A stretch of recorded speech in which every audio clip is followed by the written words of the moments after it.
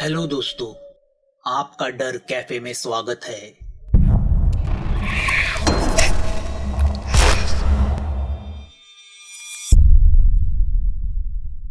बराबर रात 11 बजे पुष्कर प्रोफेसर प्रभाकर के घर पहुंच जाता है। प्रोफेसर आज उसे ड्रिंक्स के लिए नहीं पूछते, वो उसे घर के पीछे एक बंद रूम के दरवाजे के पास लेके जाते हैं। जैसे ही प्रोफेसर दरवाजा खोलता है, पुष्कर के नाक में फॉर्मेलिन की तेज गंध घुसती है।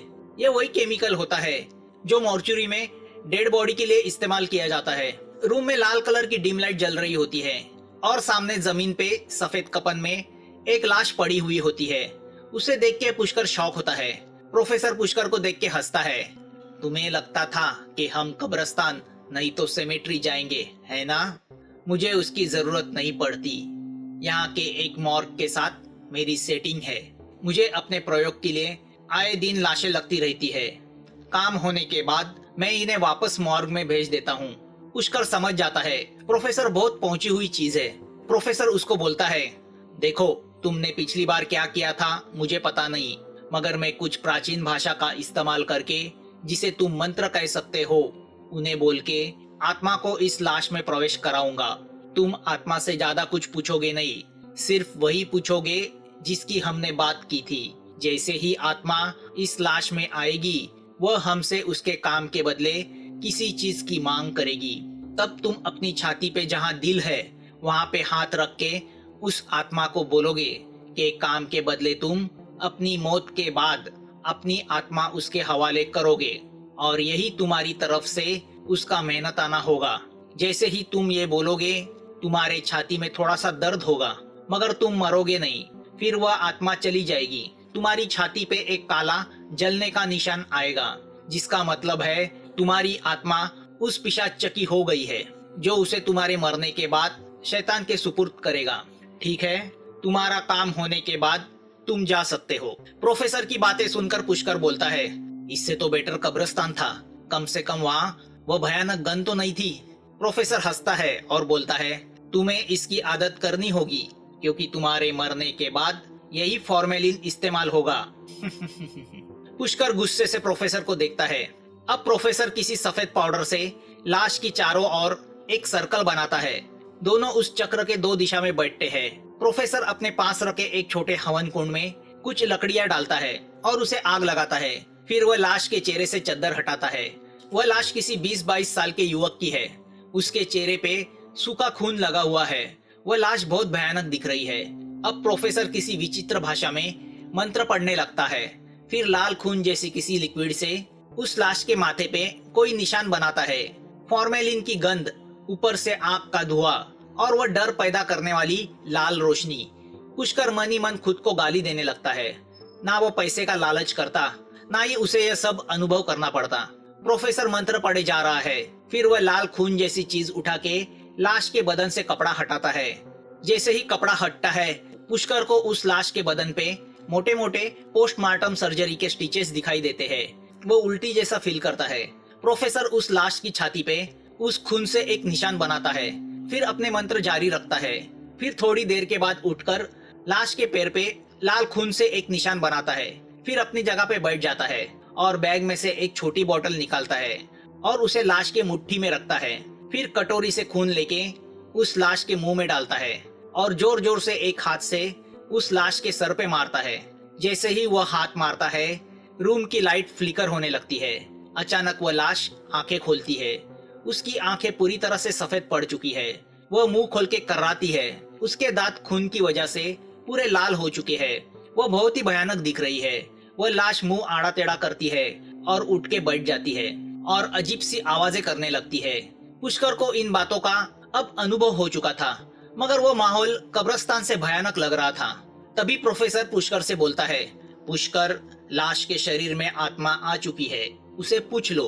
पुष्कर झटके से बोलता है, मैं जानना चाहता हूँ उस व्यक्ति का नाम, जिसने मुझे काले श्राप में बांधा है। कौन है वो, जो मेरी इस प्रकार घिनौनी मौत चाहता है? जैसे ही पुष्कर यह कहता है, वह लाश सर घुमा के पुष्कर को देखती है और कर्राती है। तुम्हें पिशाच श्राप लगा है। काल पिशाच तुम्हारे खून का प्यासा है। वह तुम्हारा खून पिएगा, तुम्हारी चमड़ी उधेड़ेगा और आखिर में तुम्हारा दिमाग खा के तुम्हें मार डालेगा। मगर काल पिशाच को मुझ पे किसने छोड़ा है? पुष्कर फिर से पूछता है। एक औरत ने, जिसके पति का तुमने बलि दिया है, जिसके शरीर का तुमने उपभोग लिया है, जिसको मारने की तुम अभिलाषा रखते हो, यामिनी। लाश की बातें सुनकर पुष्कर पूरी तरह शॉक हो जाता है। वो सोच में पड़ जाता है, यामिनी ने यह सब कैसे किया? उसे कैसे पता चला मैंने उसके पति विजय को मारा है? और वो तो मेरे बच्चे की माँ बनने वाली है। अब पुष्कर उस लाश से पूछता है, मगर उसे कैसे पता चला? वह लाश भयानक आवाज में हंसने लगती है। सिर्फ एक ही मांग पूरी करता हूँ मैं। तुम उसका नाम जानना चाहते थे, मैंने बताया। अब तुम्हारी बारी है। मुझे मेरा मुआवजा दो। क्या दे रहे हो? मैं इसके बदले मेरी रूह, मेरी आत्मा तुम्हारे हवाले करता हूँ। मेरे मरने के बाद तुम मेरी आत्मा के मालिक होंगे। जब तक चाहो तुम मेरी आत्मा से अपनी भूख मिटा सकते हो। पुष्कर की बातें सुनकर वह लाश हंसती है। ठीक है। वह लाश अपना हाथ उठाती है और पुष्कर के छाती पे रखती है। पुष्कर की छाती जलती है और उसे भयानक दर्द होता है। वह चीखता है। लाश अपना हाथ हटाती है। पुष्कर देखता है, उसके छाती पे एक काला विचित्र सा निशान आया हुआ है। मैं तुम्हारी मौत का इंतजार करूंगा। इतना बोल के वह लाश आंखें बंद करती है और नीचे गिर जाती है। तभी झटके से प्रोफेसर हवन में से एक अंगार निकाल के उस लाश के सर पे रखता है। जैसे ही अंगार उस चमड़ी को लगता है, उस लाश की चमड़ी जलती है और उसमें से धुआं आता है और एक गंदी सी बदबू आती है। प्रोफेसर लाश के हाथ से वो छोटी बोतल निकालता है। उसके अंदर का पानी अब लाल हो चुका है।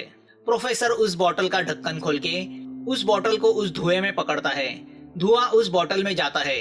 प्रोफेसर उस बोतल को ढक्कन लगा के पुष्कर को देता है और बोलता है, इस बोतल का पानी उस व्यक्ति को पिला देना। बराबर रात 12 बजे नरक में से मौत के पिशाच आएंगे और उस व्यक्ति को अपने साथ नरक ले जाएंगे। यही तुम्हारी मनोकामना थी ना? पुष्कर हाँ करके सर हिलाता है और उठ के दरवाजे की तरफ बढ़ता है। और हाँ, पीछे से प्रोफेसर उसे बताता है, तुम्हारी मौत कल रात 12:30 बजे होगी। पुष्कर एक पल उसे देखता है। वह उस घर से बाहर निकलता है और अपनी गाड़ी में बैठ के तेजी से कतोला की ओर निकल पड़ता है। यहाँ टिल्लू और मन्नू ने विनीत को बता के रखा था कि अगर पुष्कर बैंक में आए तो वह उसे इत्तला करे। उन्होंने कतोला के रोड पे एक छोटे से गेस्ट हाउस में एक कमरा भाड़े पे लिया था। उस कमरे की खिड़की से उन्हें वह चौराहा साफ दिखता था जहाँ 2 रास्ते छेद हो रहे थे। एक रास्ता ओल्ड कतोला जाता था और दूसरी बथेरी। पुष्कर का घर बथेरी रोड पे था जो सुनसान था। लगभग सभी गाड़ियां ओल्ड कतोला जा रही थी। मन्नू चाहता था कि उनको पुष्कर के घर ही रहना चाहिए, मगर टिल्लू कोई रिस्क लेना नहीं चाहता था। अगर किसी ने देखा तो उनका पूरा प्लान फेल होने के चांसेस थे। सुबह के 7 बज रहे थे। मन्नू खिड़की में बैठ के तंग आ गया था। 8 बजे वो सोने वाला था और टिल्लू पहरा देने वाला था। ठीक उसी वक्त पुष्कर की गाड़ी ने मंडी में प्रवेश किया, मगर पुष्कर घर ना जाकर सीधा मंडी के एक छोटे होटल में गया। वो पूरी तरह थक गया था। जब वह कार चला रहा था तब उसके शरीर से रात भर कोई खून चूस रहा था। उसके बाल अब पूरी तरह झड़ चुके थे। उसकी चमड़ी निकलनी शुरू हुई थी। उसका पूरा बदन जल रहा था। दर्द के मारे वह बेहद परेशान हुआ था।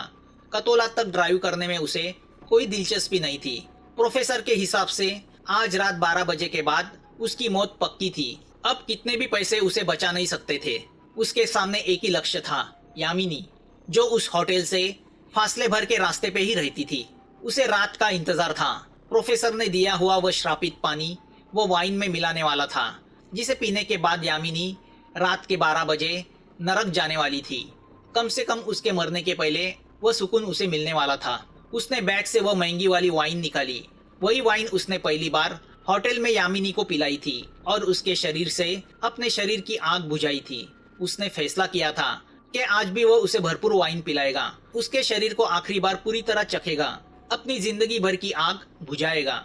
उसे वह फिल्म याद आ गई, स्लीपिंग विद द एनिमी। अगर वह चाहता तो यामिनी को अपने हाथों से मारता, मगर वह चाहता था कि वह भी मरने के बाद नरक यातना भुगते। उसे अभी भी आश्चर्य हो रहा था कि यामिनी जैसी भोली भाली लड़की ने यह सब कैसे किया। वह उसके मुंह से यह सब जानना चाहता था। अब वह यामिनी को फोन लगाता है। यामिनी उसके ही फोन का इंतजार कर रही थी, क्योंकि आज शाम 6 बजे से अमावस शुरू होने वाली थी, जो कल सुबह 6 बजे तक थी। और आत्मा के कहने के अनुसार आज रात 12 बजे के बाद यानी 12:30 बजे को पुष्कर की मौत पक्की थी। 2 रिंग के बाद वो कॉल एक्सेप्ट करती है। हेलो बेबी, कैसे हो? वो शांति से पूछती है, अच्छा हूँ, तुम्हें खुशखबरी देनी थी। मेरे चाचा जी हमारी शादी की बात सुनकर खुश हुए हैं। वो चाहते हैं कि हम जल्दी से जल्दी शादी करें। उसकी बातें सुनकर यामिनी अंदर से डर जाती है। वो सोच रही थी कि पुष्कर की पिशाच यातनाएं शुरू हुई होगी, मगर उसकी बातों से ऐसा कुछ नजर नहीं आ रहा था। तभी पुष्कर जोर से खांसने लगता है। वो जैसे ही अपने मुंह पे से हाथ घुमाता है, उसके हाथ पे खून लगता है, जो उसकी मुंह से टपक रहा था। क्या हुआ बेबी? यामिनी उत्सुकता से उसे पूछती है। कुछ नहीं जानू, थोड़ी खांसी आ गई थी। यामिनी समझ जाती है कि पुष्कर की हालत खराब है, क्योंकि खांसी की आवाजें रुकने का नाम नहीं ले रही थी। यामिनी मन ही मन खुश होती है। वह कैलेंडर में देखती है, जिस पर आज की तारीख के नीचे लिखा हुआ होता है अमावस है। वह देख के वह मन ही मन हंसती है। जानू, मैं चाहता था क्यों ना आज की रात सेलिब्रेट किया जाए। ओह बेबी, मैं भी यही चाहती थी। क्यों ना आज रात 11 बजे तुम्हारे घर मिला जाए। यामिनी की बातें सुनकर पुष्कर सोच में पड़ जाता है। उसमें उतनी ताकत नहीं थी कि वह घर तक ड्राइव करे। उसने होटल का प्लान बनाया था। वह यामिनी से कहता है, मैं सोच रहा था घर की क्या जरूरत है, किसी होटल में मजे करते हैं। नहीं बेबी, तुम्हारा घर ही अच्छा है सेलिब्रेशन के लिए। ठीक है, जैसे तुम्हारी मर्जी। तो ठीक रात को 11 बजे मिलते हैं। Bye sweetheart. पुष्कर फोन रखता है। यामिनी हंसते हुए झूमती है। आज उसका बदला पूरा होने वाला था। पुष्कर बेड पे अपने शरीर को फेंकता है और आंखें बंद करता है। तभी उसका फोन बजता है। फोन नेहा का होता है। हाँ नेहा। सर आप कहाँ हो? आप आज आने वाले थे ना? क्यों, क्या हुआ? सर वो मेन ब्रांच प्रमोशन की लिस्ट नेक्स्ट मंथ अनाउंस करने वाले हैं ना, तो उनका लेटर आया है। आपसे कैंडिडेट का नाम पूछा है। गोविंद मेन ब्रांच जा रहा है, तो मैंने सोचा आपने कहा था ना आप मेरा नाम सजेस्ट करेंगे प्रमोशन के लिए, तो सॉरी मगर। पुष्कर को उस अवस्था में भी हंसी आती है। हाँ, तुम्हारा प्रमोशन होना चाहिए। You are right candidate for cashier post. एक काम करो, बैंक के लेटर हेड पे तुम्हारे प्रमोशन के सिफारिश का लेटर बनाओ और वो गोविंद के साथ मैं एक एड्रेस देता हूँ, वहाँ भेजो। मैं साइन करता हूँ और उसे मेन ब्रांच को ईमेल भी करूँगा। थैंक यू सर, आपको तकलीफ दी। कोई बात नहीं नेहा, समझो तुम्हारा प्रमोशन हो गया। कॉन्ग्रेट्स। थैंक यू सर, अगर मेरा प्रमोशन हुआ तो मेरी तरफ से आपको पार्टी पक्की। पुष्कर हंसता है। ठीक है, मैं एड्रेस मैसेज करता हूँ। Thank you very much sir. Pushkar phone cut करता है। फिर होटल का एड्रेस नेहा को मैसेज करता है। फोन देख के वो सोचता है कि चलो कम से कम मरने के पहले एक तो काम अच्छा किया। वो घड़ी में देखता है, सुबह के 10 बज रहे हैं। वो यही सोचता है, चलो मरने के पहले कुछ अच्छा खा लिया जाए। वो रिसेप्शन पे तंदूरी चिकन और रोटी का ऑर्डर देता है। आधा घंटे के बाद खाना आता है। वो वेटर को अच्छी टिप देता है। वेटर खुश होकर चला जाता है। फिर इच्छा न होते हुए भी वो पेट भर के खाना खाता है। तभी रिसेप्शन से फोन आता है, कोई गोविंद आया है। पुष्कर उसे ऊपर भेजने को कहता है। फिर अपना मफलर अपने चेहरे पे लपेटता है और पूरा चेहरा ढांक देता है। दरवाजे पे नॉक होता है। आओ गोविंद। गोविंद अंदर आता है और पुष्कर को मफलर में लपेटा देख के शॉक होता है। सर, आपकी तबीयत तो ठीक है ना? हाँ ठीक है गोविंद, थोड़ा बुखार है बस। मैं आपको डॉक्टर के पास लेके चलूं?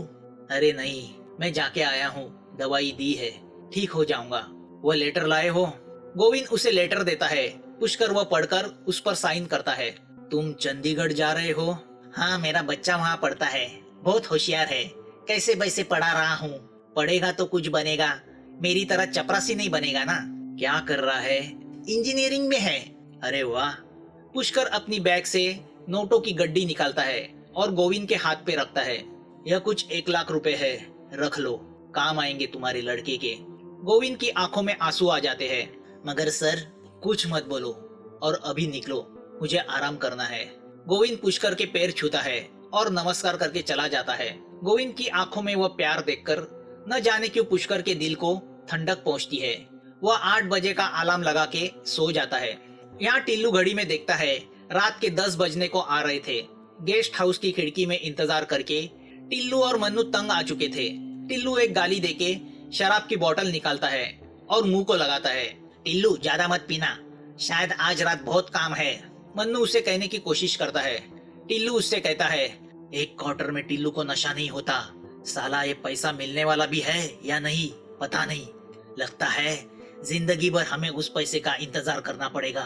अरे एक काम कर, उस बैंक वाले को फोन करके पूछ क्या बात है, मन्नू ठंडी आवाज में कहता है।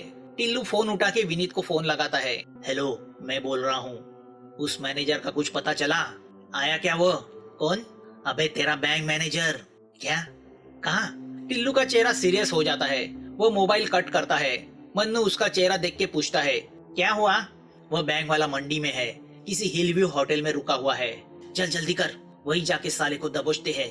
मगर भरे होटल में? मन्नू अपनी चिंता जताता है।